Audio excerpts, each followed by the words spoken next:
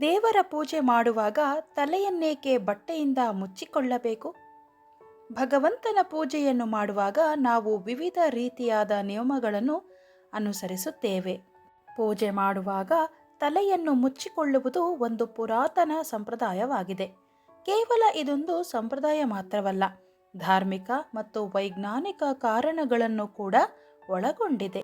ಸಿಖ್ ಮತ್ತು ಹಿಂದೂ ಧರ್ಮ ಸೇರಿದಂತೆ ಇತರ ಧರ್ಮಗಳಲ್ಲಿ ಧಾರ್ಮಿಕ ಕಾರ್ಯಗಳನ್ನು ಮಾಡುವಾಗ ತಲೆಯನ್ನು ಮುಚ್ಚಿಕೊಂಡು ಪೂಜೆಯನ್ನು ಮಾಡುವುದು ಅವಶ್ಯಕವಾಗಿರುತ್ತದೆ.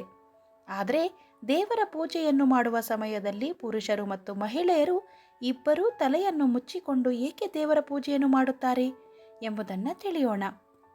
ಶಾಸ್ತ್ರದ ಪ್ರಕಾರ ದೇವರ ಪೂಜೆಯನ್ನು ಮಾಡುವಾಗ ತಲೆಯನ್ನು ಬಟ್ಟೆಯಿಂದ ಮುಚ್ಚಿಕೊಳ್ಳುವುದರಿಂದ ಮನಸ್ಸು ಚಂಚಲಗೊಳ್ಳುವುದಿಲ್ಲ. ಇದರಿಂದ ಪೂಜೆ ಮಾಡುವವರ ಮನಸ್ಸು ಸಂಪೂರ್ಣವಾಗಿ ಪೂಜೆಯ ಮೇಲೆ ಕೇಂದ್ರೀಕೃತವಾಗಿರುತ್ತದೆ ಎಂದು ಹೇಳಲಾಗುತ್ತದೆ.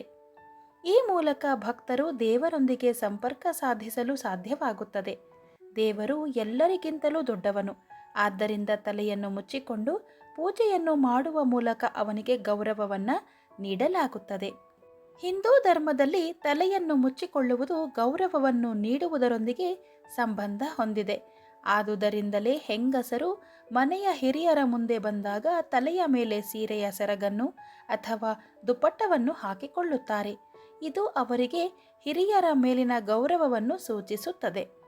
ವೈಜ್ಞಾನಿಕ ದೃಷ್ಟಿಕೋನದಿಂದ ನೋಡುವುದಾದರೆ ಆಕಾಶದ ವಿದ್ಯುತ್ ಅಲೆಗಳು ತೆರೆದ ತಲೆಯನ್ನು ಪ್ರವೇಶಿಸುತ್ತವೆ.